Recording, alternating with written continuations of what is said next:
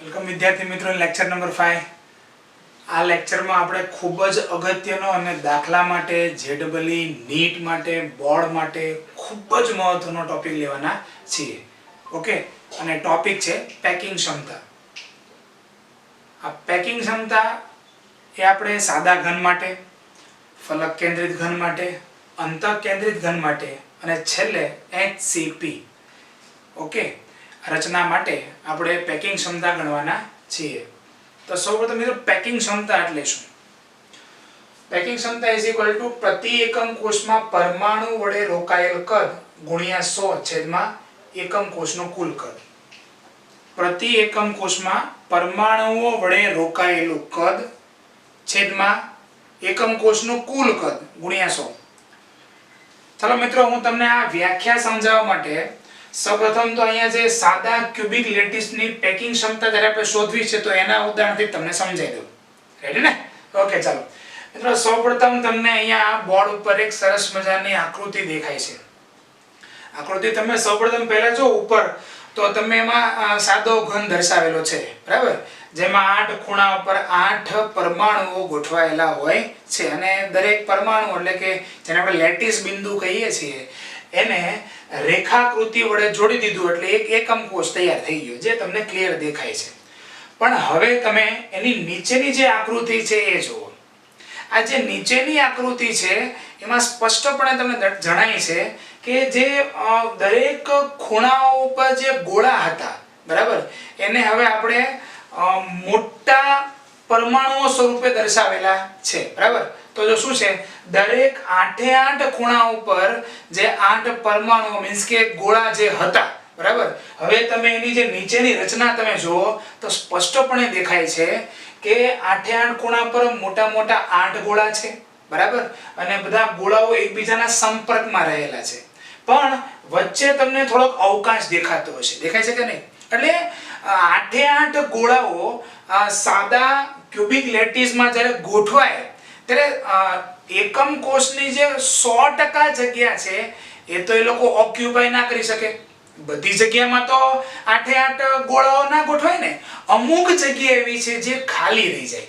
તો બસ આપણે એ જ શોધવાનું છે, બરાબર, કે ભાઈ પરમાણુઓ વડે કેટલી જગ્યા રોકાયેલી છે અને એકમ કોષનું કુલ કદ કેટલું હતું। આ બંનેનો ગુણોત્તર લઈ લો, ગુણ્યા 100 કરી નાખો, એટલે આન્સર તમારો જે છે પેકિંગ ક્ષમતા। Are you ready? તો ચાલો મિત્રો, હવે ફર્સ્ટ સાદા ક્યુબિક લેટિસમાં પેકિંગ ક્ષમતા આપણે સમજીએ। તો મિત્રો સૌપ્રથમ હું તમને એની આકૃતિ દોરવાની છે એ તમને સમજાવી રહ્યો છું। સૌપ્રથમ આ રીતે એક સરસ મજાનું ચોરસ બોક્સ કરો, ત્યારબાદ આ રીતે બીજું ચોરસ બોક્સ કરો। ઓકે, ચાલો હવે આ બંને ચોરસ બોક્સને તમે જોડી દો। બંને ચોરસ બોક્સને જોડી દો એટલે તમારી પાસે એક ઘન એકમ કોષ તૈયાર થઈ ગયો। મિત્રો જરા ધ્યાને રાખવાનું, જ્યારે બોક્સ તમે દોરતા હો ત્યાં જે ઊભી લીટી જે છે આ બેની સેન્ટરમાં આવી જાય અને આ જે આડી રેખા જે છે પણ આ જે રેખા હોય એના સેન્ટરમાંથી પસાર થાય અને શું છે, તમારી આકૃતિ એકદમ પરફેક્ટ થઈ શકે। તમારે જ્યારે ગોળા દોરવા હશે અહીંયા તો એ આસાનીથી દોરાઈ શકે। ચાલો મિત્રો, હવે સાદો ઘન એકમ કોષ છે તો તેના 8 ખૂણા ઉપર શું રહેલું હશે ભાઈ? 8 ગોળાઓ ગોઠવાયેલા છે। મિત્રો હું ગોળા બોલું એટલે તમારે ઘટકણ એટલે કે અહીંયા પરમાણુ સમજવાનું છે, આ બરાબર યાદ રાખજો, ભૂલતા નહીં। હવે ચાલો, હવે આ 8 ગોળા જે છે એને હું થોડા મોટા સ્વરૂપે રજૂ કરું છું, બરાબર, કારણ કે આ રીતે ગોળાઓ એકબીજાથી દૂર ના ગોઠવાયેલા હોય। હું ફરીથી તમને એક નવી પાછી આકૃતિ દેખાડું છું। તમે જો આ જે આકૃતિ છે એ ઉપરની બાજુ છે અને એની જે નીચેની આકૃતિ છે એમાં જો ગોળાઓ એકબીજાને સંપર્કમાં રહેલા છે, તો વાસ્તવિક 3 ડાયમેન્શન આકૃતિ તો જે નીચેની છે એ છે। આ તો માત્ર સ્ફટિક લેટિસની રેખાકૃતિ દર્શાવેલી છે। તો હું જે પહેલી આકૃતિ જે છે ઉપરની એમાંથી નીચેની આકૃતિને અત્યારે રજૂ કરવાનો પ્રયત્ન અહીંયા કરી રહ્યો છું। ઓકે, તો હું બધી આ જે ખૂણાઓ જે છે બધા ખૂણાઓ પર ગોળાઓ દોરીશ નહીં, માત્ર આ 2 અને આ 2 4 ખૂણાઓ ઉપર આપણે ગોળા દોરીશું। ચાલો લેટ અસ સ્ટાર્ટ, અહીંયાથી સ્ટાર્ટ કરું છું, તમે જોજો એટલે તમારે જ્યારે હોમવર્કમાં જ્યારે આકૃતિ દોરવાની આવે ત્યારે તમને સરળતાથી દોરાઈ શકે। ચાલો આ થઈ ગયો આપણો બીજો ગોળો. ક્લિયર? ચાલો ત્યાર પછી આપણે જઈએ છીએ ત્રીજો ગોળો અને ત્યાર પછી આપણે અહીંયા જઈએ છીએ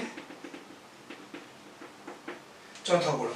તો મેં આ જે ફલક છે આખીના ચાર ખૂણા દેખાય છે બરાબર, 1 2 3 ને 4 ચારે ચાર ખૂણા ઉપર મેં ચાર ગોળા દર્શાવેલા છે. તમારે એની પાછળના ચાર ખૂણા ઉપર પણ ચાર ગોળા સમજી લેવાના છે. મિત્રો એક્ઝામના પોઈન્ટ ઓફ વ્યૂમાં હું તમને અત્યારે દોરાવી રહ્યો છું. એક્ઝામમાં જ્યારે તમને આ પેકિંગ ક્ષમતા પૂછાય સાદા ક્યુબિક લેટિસમાં, તો તમારે ત્યારે બધા ખૂણાઓ પર ગોળા દોરવાની કોઈ જરૂર નથી. ફરીથી એકવાર આકૃતિ કેમ દોરવી એ સમજાવું છું, કારણ કે હવે આપણે પ્રેક્ટિકલી એક્ઝામના પોઈન્ટ ઓફ એંગલમાં આવી ગયા છીએ. સૌપ્રથમ બે ચોરસ બોક્સ દોરી નાખો, જોડી દો એટલે સરસ મજાનો એક ઘન એકમ કોષ તૈયાર થઈ જશે. ત્યારબાદ આ 1 2 3 અને 4 જે ખૂણા છે એ દરેક ખૂણા ઉપર ચાર આપણે ગોળા દોરી દેવાના છે. ગોળા મીન્સ કે પરમાણુ. ક્લિયર? ઓકે, આ આપણી આકૃતિ તૈયાર થઈ ગઈ અને હવે આપણે આગળ જઈએ છીએ. મિત્રો આપણે આને બિંદુનું નામ આપી દઈએ.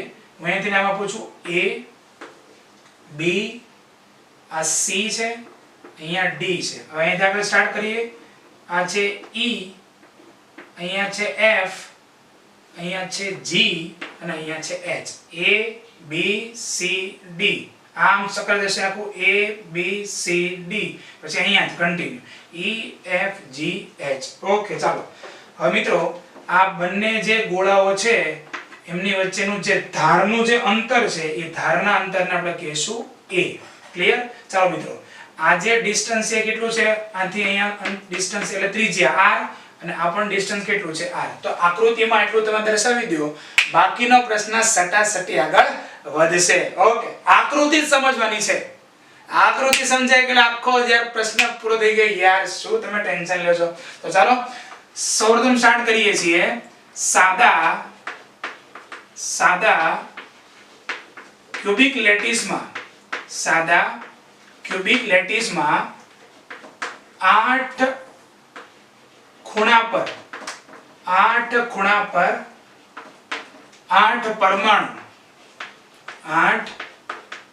પરમાણુ હું કૌંસમાં લખી નાખું છું ઘટક કણ ગોઠવાયેલા હોય છે. ઓકે, તથા આ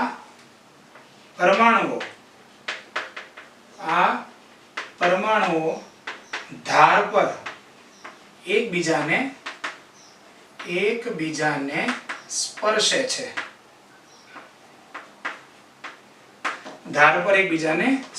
ઓકે, હવે ધારની લંબાઈ, ચલો મિત્રો આ ધારની આ ટોટલ લંબાઈ કેટલી છે? આ આખી જે ધાર છે આ બિંદુથી આ બિંદુ ધાર કહેવાય ને, તો ધારની લંબાઈ કેટલી છે? 1. તો ધારની લંબાઈ A અને પરમાણુની ત્રિજ્યા R વચ્ચે નીચે મુજબ સંબંધ છે.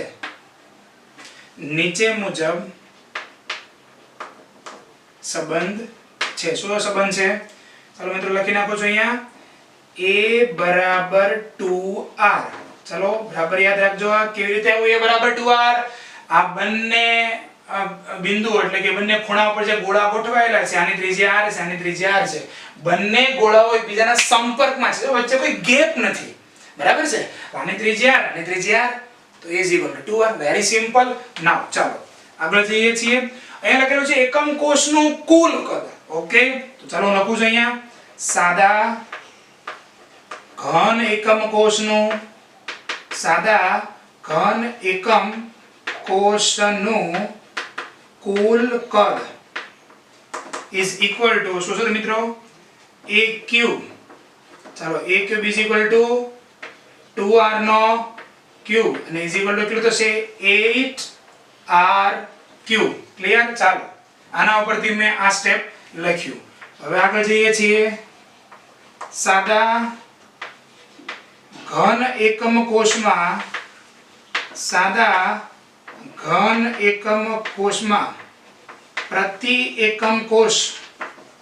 પ્રતિ એકમ કોષ એક પરમાણુ હોય છે, એક પરમાણુ હોય છે. ચાલો, અને માટે આ પરમાણુનું કદ, આ પરમાણુનું કદ કેટલું થશે 4/3 પાઈ આર ક્યુબ. ઓકે, ચાલો આને હું કહી દઉં સમીકરણ નંબર 1, આને કહી દઈએ સમીકરણ નંબર 2. ચાલો મિત્રો, આપણે વાત કરી છે ને પ્રતિ એકમ કોષમાં કેટલા ગોળા હોય? 8 ખૂણા ઉપર 8. એક ખૂણા ઉપર કેટલો ભાગ હોય? 1/8. તો સાદા ઘન એકમ કોષમાં પ્રતિ એકમ કોષમાં ગોળા કેટલા થયા અને પરમાણુ કેટલા થયા? એક જ થયો ને.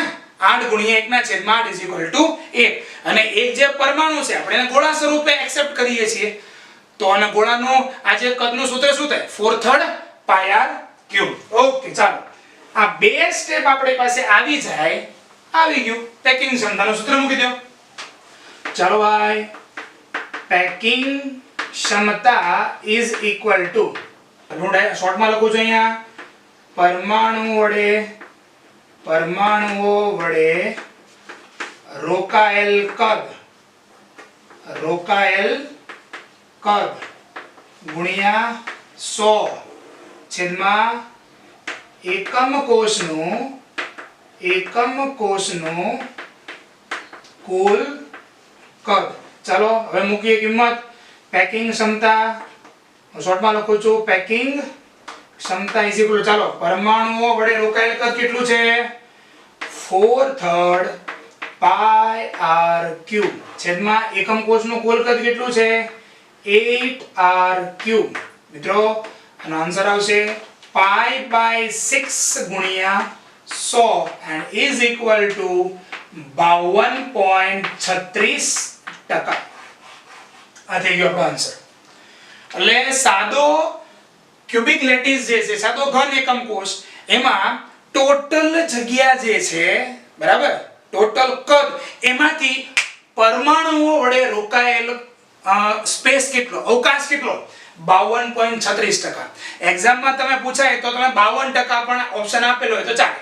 એટલે 52.36% સ્પેસ એવી છે જેમાં પરમાણુઓ ગોઠવાયેલા છે. હવે સાંભળજો બરાબર. પ્રશ્ન શું પૂછાય ઘણીવાર કે સાદા ઘન એકમ કોષમાં ખાલી અવકાશ કેટલો? ઓબ્વિયસલી યાર 52% જે છે એ અવકાશ ગોળાઓ વડે રોકાયેલો છે, તો 48% જગ્યા કેવી હશે? ખાલી હશે. ઓકે, એટલે ખાલી અવકાશ કેટલો થયો? 48%. ઓકે, હવે બીજું આગળ પ્રશ્ન ઘણીવાર આ રીતે પણ પૂછાઈ શકે કે સાદા ઘન એકમ કોષમાં પેકિંગ ક્ષમતા જણાવો. હવે કોઈ જગ્યાએ 52.36% એવું લખેલું જ ના હોય, ત્યાં એમ લખેલું હોય π/6, √3/2 r કે √3/2 પાઈ કે કોઈ બી xyz કોઈ ઓપ્શન લખેલા હોય, તો આ તમારે બરાબર યાદ રાખવાનું છે. શું? π/6. ને એ પણ તમને પ્રેક્ટિકલી પણ યાદ રહી જાય, ગોખવાની જરૂર નથી. જે ઓપ્શન આપેલા હોય એમાં પાઈ ની કિંમત મૂકી નાખો અને 0.52 આન્સર આવવો જોઈએ. એના ગુણ્યા 100 કરો તો 52.36 કે 52 આન્સર આવવો જોઈએ. એટલે એ સમજાય જેવી વસ્તુ છે. ઓકે, લાસ્ટ વાર હું તમને સમજાવું છું, રિવિઝન કરાવું છું. સૌપ્રથમ તમારે આકૃતિ દોરવાની છે. આકૃતિ દોરવામાં ભૂલ ના કરતા એક ચોરસ કરો, બીજું ચોરસ કરી નાખો અને આખો ઘન એકમ કોષ તૈયાર કરી દો. ત્યાર પછી શું કરવાનું? ધ્યાન શું રાખવાનું છે કે આ જે રેખા છે એની સેન્ટરમાંથી આ લાઈન પસાર થાય અને આ રેખાની સેન્ટરમાંથી આ લાઈન પસાર થાય તો શું છે? તમારું જે ઘન એકમ કોષ છે ને એકદમ મસ્ત તૈયાર થશે. બરાબર છે? બીજી વસ્તુ, બહુ મોટો ઘન એકમ કોષ ન દોરવાનો, મીડિયમ ઘન એકમ કોષ, એકદમ નાનો પણ ન દોર નાખવાનો. જોજો પાછા. હવે આ જે રેખા હોય ત્યાંથી એક ગોળો દોરો, આ રેખા હોય ત્યાંથી એક ગોળો દોરો, આ કેન્દ્રની ઉપર, ઘનના કેન્દ્રની ઉપર, એ રીતે ઉપર ને નીચે. બરાબર? ગોળા દોરાઈ ગયા, પૂરું. આની ત્રિજ્યા r અને ત્રિજ્યા r, ધારની લંબાઈ કેટલી છે? a. હવે સ્ટાર્ટ કરીએ છીએ. ક્યુબિક લેટિસમાં 8 ખૂણા ઉપર 8 ગોળા છે. ઓકે, અને આ જે પરમાણુઓ છે એટલે કે ગોળાઓ, એ ધાર ઉપર એકબીજાને સ્પર્શ કરેલા હોય છે. ધારની લંબાઈ a અને પરમાણુની ત્રિજ્યા r વચ્ચેનો રિલેશન શું છે? a બરાબર 2r.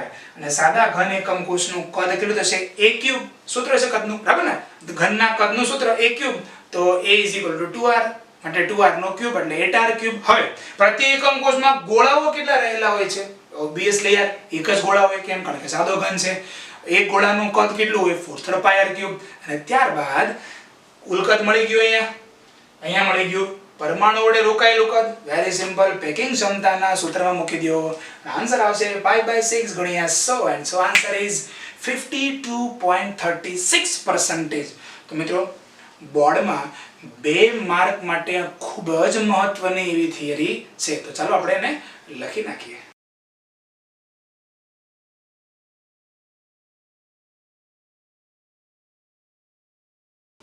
ઓકે વિદ્યાર્થી મિત્રો, ચાલો આપણે નેક્સ્ટ સવાલ તરફ જઈએ છીએ અને એ સવાલ છે અંતઃકેન્દ્રિત એકમ કોષ રચનાની પેકિંગ ક્ષમતા શોધો. ઓકે, અંતઃકેન્દ્રિત એકમ કોષ મીન્સ એને આપણે ઇંગ્લિશમાં કહીએ છીએ શોર્ટ ફોર્મમાં BCC, body centred cubic close packing. Clear? Now સૌપ્રથમ તમને અહીંયા BCC એકમ કોષ રચનાની એક આકૃતિ દેખાઈ રહી છે. ઉપર જે એક રેખાકૃતિ દર્શાવી છે, આ રેખાકૃતિમાં તમે જો BCC રચનામાં 8 ખૂણા પર 8 ગોળા છે અને એક ગોળો એ અંતઃકેન્દ્ર પર એકદમ સેન્ટરમાં ગોઠવાયેલો તમને દરેકને દેખાય છે. હવે એની નીચેની જે આકૃતિ છે એ આપણી મૂળ વાસ્તવિક આકૃતિ જે આપણે સમજવાની છે. અને એ આકૃતિમાં શું છે તમે જુઓ. આકૃતિમાં 8 ખૂણા ઉપર 8 ગોળા તો દેખાય છે, વ્હાઈટ કલરના છે તે, અને એક રેડ કલરનો ગોળો જે છે એ તમને એકદમ સેન્ટરમાં દેખાતો હશે, એટલે કે તે અંતઃકેન્દ્રિત ગોળો છે. બરાબર, અંતઃકેન્દ્ર પર ગોઠવાયેલો ગોળો. હવે એક અગત્યની વસ્તુ જુઓ. સાદા ઘન એકમ કોષમાં જે રચના હતી એમાં ગોળાઓ એકબીજાની નજીક નજીક ગોઠવાયેલા હતા ધાર ઉપર. એટલે આપણે એવું લીધું હતું ધારની લંબાઈ a = 2r. પણ અહીંયા તમે જુઓ એક જ કોઈ ધાર તમે સ્વીકારી લ્યો તો આ ધાર ઉપર ગોઠવાયેલા જે બે ગોળા છે એની વચ્ચે તમે જો સ્પેસ દેખાય છે. દેખાય છે ને? એટલે તમે લોકો શું નહીં લઈ શકો, a = 2r BCC માં લઈ શકશો નહીં. હવે તમને a ડાયરેક્ટલી મળશે નહીં. એટલે હવે સૌપ્રથમ તમારે a મેળવવા માટે કેટલાક પ્રયત્નો કરવા પડશે. ઓકે, સમજી ગયા? તો ચાલો એ પ્રયત્નો અને થિયરીની સ્ટાર્ટિંગ કરીએ છીએ. તો સૌપ્રથમ તો મિત્રો આપણે આજે એક ઘન એકમ કોષ BCC આપણે દોરીએ. ચાલો જેમ આગળ મેં સમજાવ્યું હતું તે રીતે આ રીતે આપણે સરસ મજાના બે ચોરસ બોક્સ દોરીશું. બરાબર, હવે અહીંયા જે ચોરસ બોક્સ દોરો એકદમ સેન્ટરમાં ન દોરતા થોડું આ સાઈડ લીટી તમે કરો તો વધારે સારું, જેને કારણે આકૃતિ તમે સરળતાથી દોરી શકો. ક્લિયર? ચાલો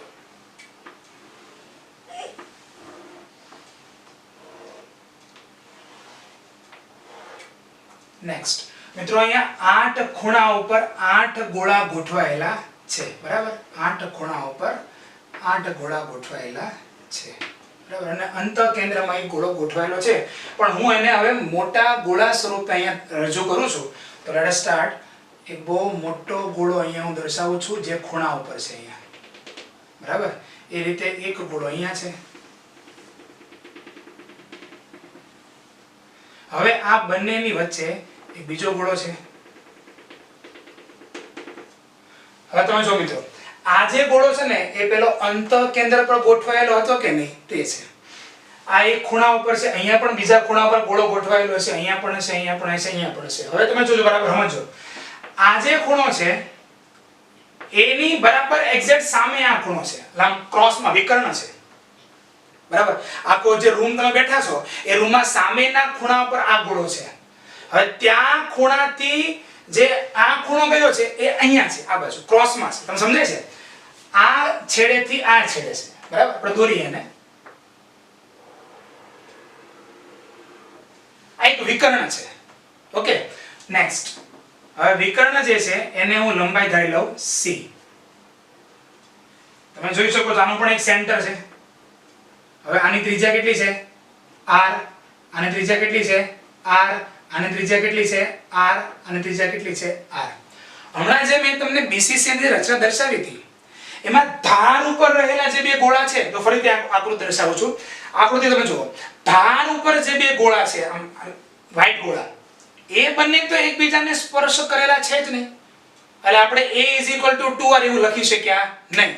એટલે હવે આપણે કોનો ઉપયોગ કરશું કે અંતઃકેન્દ્ર ઉપર ગોઠવાયેલો ગોળો અને આ બે ખૂણા ઉપર ગોઠવાયેલા ગોળા, વિકર્ણીય સ્થાન ઉપર રહેલા ગોળા, એ ત્રણે ત્રણ ગોળાઓ એકબીજાને સંપર્કમાં રહેલા છે, જેની મેં લંબાઈ ધારી લીધી c, r r r અને r. ઓકે, એટલે c = શું થઈ ગયું 4r. બરાબર. આને કહેવાય અંતસ્થ વિકર્ણ. શું કહેવાય? અંતસ્થ વિકર્ણ, જે સામેના ખૂણાથી આ ખૂણા સુધી ટચ થયેલો હોય છે. ચાલો ક્લિયર. હવે આપણે જઈએ છીએ આ જે ધારની લંબાઈ છે એ છે a. આ જે ધારની લંબાઈ છે એ કેટલી છે? a. ઓકે, ચાલો હવે અહીંયા એક લંબાઈ લઈએ, આને આપણે કહીએ છીએ b. મારો પર્પસ શું છે? મારે ધારની લંબાઈ શોધવી છે a. કારણ કે જેવું મને a મળી જશે એટલે તરત જો a નો ઘન કરી નાખું, a ઘન કરી નાખીશ એટલે મને એકમ કોષનું કુલ કદ મળી જાય. બરાબર ને? તો મારો મેઇન પર્પસ છે એકમ કોષનું કુલ કદ શોધવું. તો એકમ કોષના કુલ કદનું સૂત્ર શું? aq. a એટલે શું? ધારની લંબાઈ. તો મારે a મેળવવું છે, મારો પર્પસ છે. તો આ ત્રિકોણો પરથી લઈ શકું. ચાલો આપણે ફરીથી આપણે આને નંબર આપી દઈએ. અહીંયા a, b, c, d. પછી અહીંયા કયો લેવાનો છે આપણે? e. ઓકે, ચાલો અહીંયા લેશું આપણે f, અહીંયા g અને h. તો મિત્રો સૌપ્રથમ આપણે સ્ટાર્ટ કરીએ છીએ અંતઃકેન્દ્રિત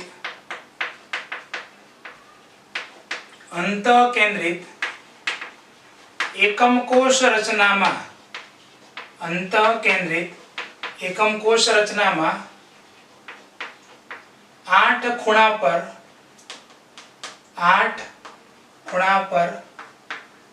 8 પરમાણુ અને અંતઃકેન્દ્ર પર એક પરમાણુ રહેલ છે. ક્લિયર? નેક્સ્ટ, અંતઃકેન્દ્ર પર રહેલ પરમાણુ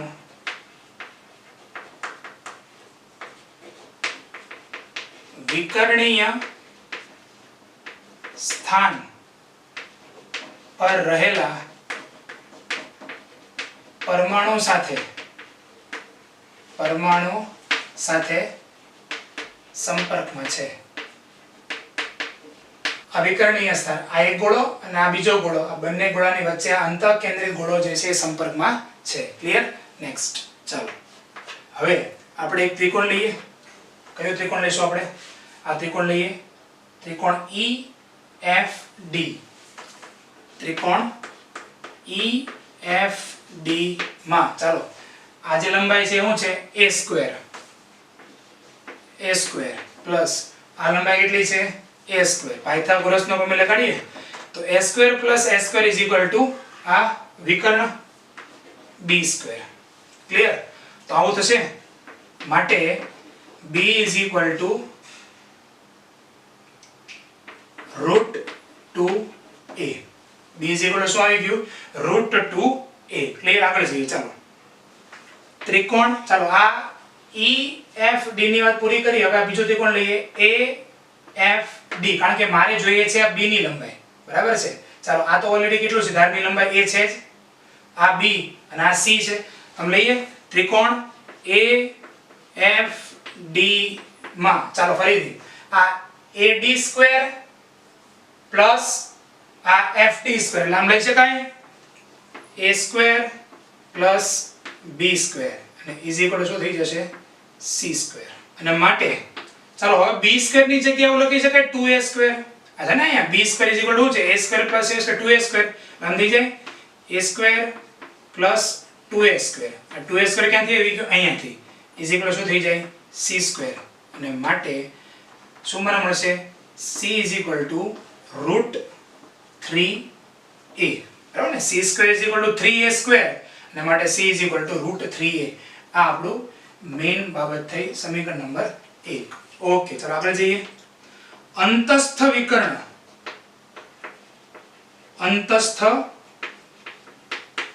વિકર્ણની લંબાઈ is equal to c is equal to 4r છે. બરાબર ને? r r r અને r A c is equal to 4r. હવે આ સમીકરણને લાગુ પાડીએ તો c ની કિંમત કેટલી છે? √3a. તો શું થઈ જશે? √3a બરાબર 4r અને માટે a બરાબર શું થઈ જાય 4r/√3. ક્લિયર? આને કીધું સમીકરણ નંબર 2. ફરીથી લઈ લો આખું. સૌપ્રથમ આપણે આ આકૃતિ દોરી. એક ગોળો અહીંયા, એક ગોળો અહીંયા, બંનેની વચ્ચે એક ગોળો. અહીંયાથી આ જે છે એને કીધું આપણે અંતસ્થ વિકર્ણ. એને જે લંબાઈ છે એને અર્થ લીધો આપણે c. r r r r r અને r એટલે c શું થઈ ગયું 4r. અંતસ્થ વિકર્ણની લંબાઈ 4r. પણ મારો પર્પસ છે મારે a જોઈએ છે, તો આની ધારની લંબાઈ a છે, આ ધારની લંબાઈ a, અહીંયા ધાર લીધું b. a² + a² = b². એટલે b શું આવી ગયું √2a. મારે તો મેં ના કામ હતું કે b² = 2a². હવે બીજો એક ત્રિકોણ છે, મારે પર્પસ હવે a મેળવવા માટે શું જોઈએ? b ની લેન્થ જોઈએ ને. તો શું કરશું આપણે? બીજું ત્રિકોણ AFD. આ લંબાઈ ધાર છે આખી એટલે a². આ છે b² = આ પાયથાગોરસના પ્રમેય મુજબ c². તો શું થઈ જશે? a² + b² = c². b² ની કિંમત કેટલી? b² ની કિંમત છે 2a². એટલે a² + 2a² = c². In short c² = 3a² અને માટે c બરાબર શું થશે? √3a. ઓકે, ચાલો નેક્સ્ટ. હવે અંતસ્થ વિકર્ણની લંબાઈ c = 4r છે. c = 4r અને c √3a. બંનેને તમે સરખાવી દો એટલે શું થઈ જશે? √3a = 4r અને માટે a = 4r/√3. લગભગ આપણું મોટા ભાગનું કામ અહીંયા પૂરું થઈ ગયું. ચાલો આગળ જઈએ. હવે એકમ કોષનું કુલ કદ, એકમ કોષનું કુલ કદ = શું લખશું આપણે? a³ અને શું લખશું? 4r/√3 નો ઘન. શું થઈ જશે મિત્રો? 4 નો ઘન 64, 64r નો ઘન છેદમાં √3 નો ઘન કરીએ એટલે શું થઈ જશે? 3√3. ચાલો BCC માં પ્રતિ એકમ કોષ 2 પરમાણુ હશે. માટે પરમાણુ વડે રોકાયેલ કદ શું થશે? 2 × 4/3 πr³. મિત્રો 2 × 4/3 πr³, કારણ કે BCC માં અંતઃકેન્દ્રમાં 1 અને 8 ખૂણા પર 8 એટલે 8 × 1/8 એટલે 1 પરમાણુ અને અંતઃકેન્દ્રમાં 1 બેઠો એટલે 2 પરમાણુ થઈ ગયા. 1 પરમાણુ એનું કદ 4/3 πr³, તો 2 પરમાણુનું કદ 2 × 4/3 πr³. ક્લિયર? ચાલો હવે પેકિંગ ક્ષમતા શું થશે? પરમાણુઓ વડે રોકાયેલ કદ એટલે અહીંયા 2 × 4/3 πr³ લખી નાખું 8/3 πr³ ગુણ્યા 100 અને છેદમાં શું લખી નાખું અહીંયા મિત્રો? 64r³ છેદમાં 3√3. આનું સાદું રૂપ આપશો તો શું આવશે? √3 π/8 ગુણ્યા 100 અને = approximately near 68% પેકિંગ ક્ષમતા આવશે. ક્લિયર? તો મિત્રો મેઈન વસ્તુ ખાલી આ છે. બે ત્રિકોણ તમારે અઝ્યુમ કરવા પડશે. એ ત્રિકોણ પરથી તમારે આ કિંમત સુધી પહોંચવાનું છે. જેવો મળી જાય પછી તો ઈઝી થઈ જાય છે. Clear? Okay, last time fast revision. સૌપ્રથમ આકૃતિ. એક ગોળો અહીંયા, એક ગોળો અહીંયા, એક ગોળો અહીંયા. આ થઈ ગયું અંતસ્થ વિકર્ણ. ધ્યાન ધાર્યો C, R R R R 4R અને B ધારની લંબાઈ A, ધારની લંબાઈ A. આ બધું શા માટે કરવું પડે છે? કારણ કે ગોળાઓ ધાર ઉપર એકબીજાને ટચ થયેલા હોતા નથી, દૂર હોય છે. ધારની લંબાઈ મેળવવા માટે કરવું પડશે. તો પહેલા આ ત્રિકોણ લઈએ. a² + a² = b². એટલે b² = 2a². આનો ઉપયોગ આમાં કરીએ આ ત્રિકોણમાં. એના પરથી મળશે a ઘન મળશે અને ત્યાર પછી મળશે પેકિંગ ક્ષમતા = ગોળાઓ વડે રોકાયેલું કદ છેદમાં કુલ કદ ગુણ્યા 100. આન્સર આવશે √3π/8. આગળ આવ્યું હતું π/6, અહીંયા આવ્યું √3π/8, બરાબર. અને ગુણ્યા 100 કરી નાખો, 68% આન્સર આવશે. આ થિયરીને તમે લખી નાખો.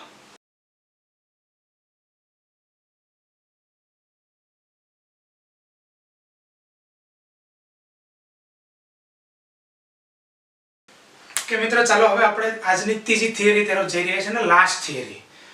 ફલક કેન્દ્રિત એકમ કોષ રચનાની પેકિંગ ક્ષમતા શોધો, બરાબર. આપણે સ્ટાર્ટિંગમાં જોયું હતું SCP એટલે સાદો ઘન, ત્યાર પછી જોયું BCC, અને ત્રીજી આવે છે ફલક કેન્દ્રિત એકમ કોષ રચનાની પેકિંગ ક્ષમતા. મિત્રો ફલક કેન્દ્રિત એકમ કોષને બદલે આવો પણ પ્રશ્ન હોઈ શકે, ક્યુબિક ક્લોઝ પેકિંગ. એટલે જો ફલક કેન્દ્રિત હોય તેને આપણે શોર્ટમાં કહીએ છીએ FCC, એને બદલે બોલાય ક્યુબિક ક્લોઝ પેકિંગ એટલે કે CCP. આ બંને શબ્દ સેમ જ છે, બરાબર, ખાલી માત્ર જુદા જુદા શબ્દો દ્વારા આ થિયરીને પૂછવામાં આવે છે. પણ યાદ રાખજો, FCC શબ્દ હોય એટલે ફલક કેન્દ્રિત એકમ કોષ છે, અને CCP એટલે ક્યુબિક ક્લોઝ પેકિંગ. ક્લિયર? આ રીતે અલગ અલગ બે શબ્દ રચના આવે છે, ધ્યાન રાખજો. તો FCC તો CCP એકમ કોષમાં 8 ખૂણા પર 8 છે, અને 6 ફલકના કેન્દ્રમાં 6 પરમાણુ ગોઠવાયેલા હોય છે, જે તમે ઓલરેડી જાણો છો. એકમ કોષની ધારની લંબાઈ a છે. હવે મિત્રો આ ડિઝાઇન દોરી છે મેં અત્યારે.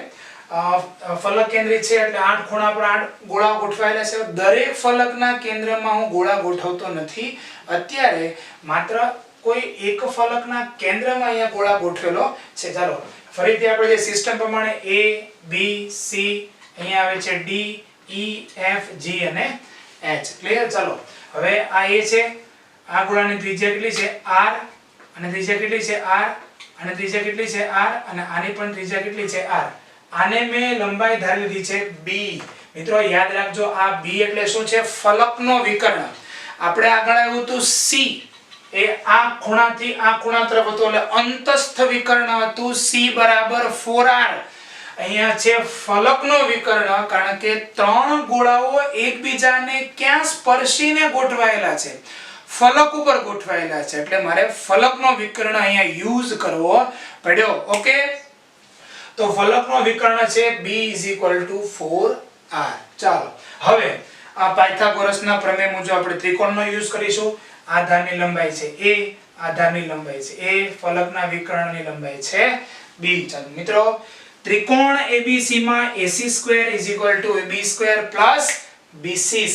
ચાલો મિત્રો, AC² ની કિંમત કેટલી છે? AC² = B², AB² = A², અને BC² = A², અને માટે B બરાબર √2A થશે. આગળની થિયરીમાં પણ B બરાબર √2A હતું કે અહીંયા ફલકના વિકર્ણમાં કેવું છે? 3 ગોળાઓ એકબીજાને સંપર્કમાં રહેલા છે. નેક્સ્ટ મિત્રો, ફલકનું વિકર્ણ B = 4R, જેની ચર્ચા કરી R R R R, B = 4R. આ થઈ ગયું સમીકરણ નંબર 2. 1 અને 2 ને સરખાવી દો એટલે મળશે શું? 4R = √2A, અને માટે A બરાબર થશે 4R/√2. મિત્રો આને તમે આ રીતે પણ લખી શકો, A બરાબર 2√2R. બરાબર છે? આના અથવામાં હોય શકે, જરા યાદ રાખજો. ક્લિયર? ચાલો હવે જઈએ છીએ FCC એકમ કોષનું કુલ કદ. ચાલો કુલ કદનું સૂત્ર શું છે? A³, એટલે કે શું થાય? 4R/√2 નો ક્યુબ, અને = શું થાય? 16R³ ના છેદમાં 2√2. મિત્રો જો આના દ્વારા જો તમે કરવા જાઓ, આ કિંમત મૂકીને જો A³ કરવા જાઓ તો શું થશે મિત્રો? 16√2R³. અહીંયા શું આવે છે? 16R³ ના છેદમાં 2√2. બંનેને મીનિંગ સેમ જ થશે. Okay, next. FCC માં પ્રતિ એકમ કોષમાં 4 પરમાણુ છે. એક પરમાણુ એટલે કે ગોળો, એની કદ કેટલું છે? 4/3 πr³ ગોળો હે ને, તો મને 4 પરમાણુનું કુલ કદ કેટલું થશે? 4 × 4/3 πr³ = 16/3 πr³. અને માટે પેકિંગ ક્ષમતા બરાબર ગોળાઓ વડે રોકાયેલું કદ છેદમાં એકમ કોષનું કુલ કદ. ગોળાઓ વડે રોકાયેલું કદ કેટલું છે? 16/3 πr³ છેદમાં 16/2√2R³. ઓકે, ગુણ્યા 100. આમની વેલ્યુ આવશે મિત્રો √2π/6. √2π/6. અથવા આવું પણ હોઈ શકે પાઈના છેદમાં 3√2. ફરીથી બોલું છું, આનું સાદું રૂપ તમે આપો તો આવું પણ થઈ શકે પાઈના છેદમાં 3√2 ગુણ્યા 100 એટલે એપ્રોક્સિમેટલી નિયર આન્સર આવશે 74%. મિત્રો આટલી જ પેકિંગ ક્ષમતા HCP okay hexagonal close packing ની હોય છે, પણ જેની આપણે અત્યારે ચર્ચા કરતા નથી. આ જ્યારે આપણે હેક્ઝાગોનલ ક્લોઝ પેકિંગ ભણીશું ત્યારે હું તમને એક્સ્ટ્રા કામ કરાવીશ. આપણો મેઇન પર્પસ આ FCC એકમ કોષનો અને અથવા તો CCP એકમ કોષની જે પેકિંગ ક્ષમતા હતો એ ગણવાનો પૂરો થયો. હવે જોજો મિત્રો, સાદો ઘન જે હતો એમાં ધારની લંબાઈ a બરાબર 2r હતું. BCC માં ધારની લંબાઈ હતી a બરાબર 4r/√3. આને યાદ રાખવા માટે આને બદલે હું આ લઉં છું કે FCC માં ધારની લંબાઈ a બરાબર 4r/√2. ક્લિયર? સમજાય છે? સાદા ઘનમાં ગોળાઓ વડે રોકાયેલું કદ હતું 1 ગુણ્યા 4/3 BCC માં ગોળાઓ વડે રોકાયેલું કુલ કદ હતું 2 ગુણ્યા 4/3 અને FCC માં ગોળાઓ વડે રોકાયેલું કુલ કદ છે 4 ગુણ્યા 4/3. ક્લિયર? ચાલો બીજું જોઈએ તો સાદો ઘન જે છે એમાં પેકિંગ ક્ષમતામાં છેલ્લે આવ્યું હતું π/6 ગુણ્યા 100. BCC માં આવ્યું હતું √3 π/8 ગુણ્યા 100 અને અહીંયા આવે છે √2 π/6 ગુણ્યા 100 અથવા કહી શકે તો પાઈના છેદમાં 3√2. ઓકે, જેના વિશે આપણે કોષ્ટક આખું આજે ભણ્યા ત્રણે બાબતો. એનો કોમન કોષ્ટક જેને કહેવાય બ્રહ્માસ્ત્ર એ આપણે યુઝ હમણાં કરવાના છીએ, પણ એ પહેલા તમે થિયરીને તમે સારા અક્ષરે નોટમાં લખી નાખજો.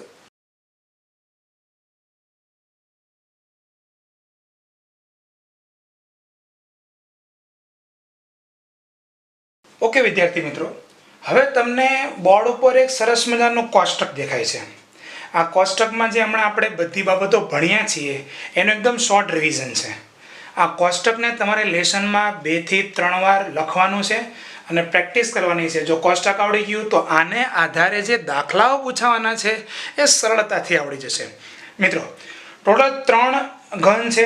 સાદો ઘન એટલે કે SCP, અંતઃકેન્દ્રિત ઘન એટલે કે BCC, ફલક કેન્દ્રિત ઘન એટલે કે FCC અથવા એને કહી શકાય ક્યુબિક ક્લોઝ પેકિંગ એટલે કે CCP. હવે નીચેની પ્રથમ બાબત તમે જુઓ કે પરમાણુ એકબીજાને સ્પર્શે તો સાદા ઘનમાં 2 પરમાણુ એકબીજાને ક્યાં સ્પર્શતા હતા? ધાર ઉપર. અંતઃકેન્દ્રિત ઘનમાં પરમાણુ એકબીજાને ક્યાં સ્પર્શતા હતા? અંતઃસ્થ વિકર્ણ પર. બરાબર ને? પેલો C અંતઃસ્થ વિકર્ણ C હતો ત્યાં. અને ફલક કેન્દ્રિત ઘન જે હમણાં જ આપણે ભણ્યા ત્યાં પરમાણુ એકબીજાને ક્યાં સ્પર્શતા હતા? ફલકના વિકર્ણ ઉપર. બરાબર ને? ફલકનો વિકર્ણ હતો B. Okay, next. હવે A અને R વચ્ચેનો સંબંધ. A એટલે શું? ધારની લંબાઈ. બરાબર મગજમાં ફિટ કરી દેજો. A એટલે શું? ધારની લંબાઈ. અને R એટલે શું? પરમાણુની ત્રિજ્યા. તો ધારની લંબાઈ A સ્મોલ a અને પરમાણુની ત્રિજ્યા સ્મોલ r વચ્ચેનો સંબંધ શું છે? સાદા ઘનમાં a બરાબર 2r, BCC માં a બરાબર 4r/√3 અને FCC માં a બરાબર 4r/√2. જો આ રીતે ડાયરેક્ટ યાદ રાખશો તો સરળતા પડશે. a બરાબર 4r/√3 તો BCC, a બરાબર 4r/√2 તો FCC. અથવા તમે એવું પણ કહી શકો a બરાબર 2√2r. બરાબર? એ પણ પૂછાઈ શકે, વાંધો નહીં. ચાલો હવે જઈએ છીએ એકમ કોષનું કુલ કદ. સૂત્ર છે a નો ઘન 2r નો ઘન 8r3, 4r/√3 નો ઘન BCC માટે એટલે કે 64r³ છેદમાં 3√3 અને FCC અથવા CCP માટે 4r/√2 નો ઘન કરીએ તો મળશે 64r³ છેદમાં 2√2 અને જો 2√2r નો ઘન કરીએ તો મળશે 16√2r³. ક્લિયર? બહુ સરળ છે. આપણે છે ને કોઈ પણ એક યાદ રાખવું. આ અથવા જે મેં ફલક કેન્દ્રિત ઘનમાં જે મેં અથવા લખ્યું છે નીચે, બરાબર, એમાંથી પહેલું યાદ રાખો તો પણ ચાલશે, પણ બીજું તમારા માઇન્ડમાં હોવું જોઈએ. અને ઉપરનું આવડી જાય તો નીચેનું તો ઘન કરતા બધાને આવડે જ છે. ઓકે, આ યાદ રાખવાની બહુ જરૂર નથી. ત્રીજી બાબત, માત્ર આપણે યાદ શું રાખવાનું છે? A અને R વચ્ચેનો સંબંધ. આ જો તમને મેં રાઈટ કરેલું છે એ આવડી ગયું એટલે પરફેક્ટ, જલસા. ચાલો પ્રતિ એકમ કોષ ગોળાઓ વડે રોકાયેલું કદ વેરી સિમ્પલ 1 ગુણ્યા 4 પાયર ક્યુબ, પછી 2 ગુણ્યા 4 પાયર ક્યુબ અને પછી 4 ગુણ્યા 4 પાયર ક્યુબ. અને પેકિંગ ક્ષમતા 52.36%, સાદા ઘન માટે બીસીસી માટે 68% અને એફસીસી અથવા સીસીપી માટે 74%. જેને જગ્યાએ આવો પણ પ્રશ્ન પૂછાઈ શકે પાઈના સંદર્ભમાં, તો π/6 એનો પેકિંગ અંશ π/6, √3 π/8 અથવા જઈએ તો √2 π/6 અને એને અથવા કહીએ તો π/3√2. આ કોની માટે હતું? એફસીસી અથવા સીસીપી માટે. તો મિત્રો આજે મેં કોષ્ટક તમને છેલ્લે દર્શાવ્યું છે, એ કોષ્ટકને તમે નોટમાં ખાસ આ 3 થિયરી લખાઈ જાય પછી લખી નાખજો. આ મોસ્ટ IMP કોષ્ટક કહી શકાય એવું છે, બરાબર? ઓકે, તો આ કોષ્ટક તમે લખી નાખો અને આજનો આપણો આ લેક્ચરના ટોપિક જે છે આપણે પૂર્ણ કરીએ છીએ. બાય.